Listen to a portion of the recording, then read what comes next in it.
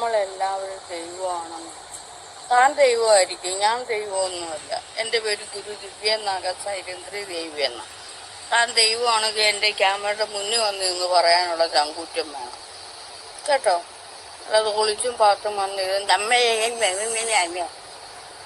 പേടിച്ച് തൂടിയിരുന്ന് പറയുക.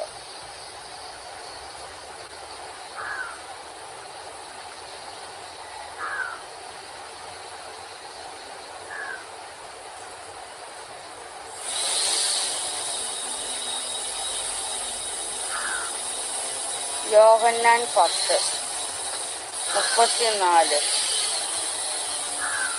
യേശു അവരോട്, നിങ്ങൾ ദേവന്മാരാകുന്നു എന്ന് ഞാൻ പറഞ്ഞു എന്ന് നിങ്ങളുടെ ന്യായം കണ്ടെത്താൻ എഴുതിയിരിക്കുന്നില്ലേ?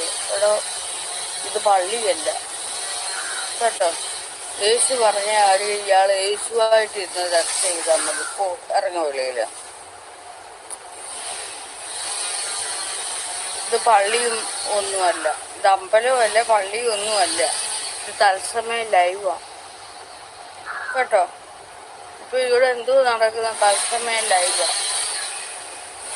യേശു യോഹന്നാൻ, യേശു ആരാണെന്ന് എനിക്കറിയാവോ? അത് യേശുവിനെ കുറിച്ച് തിരിച്ചറിവ്.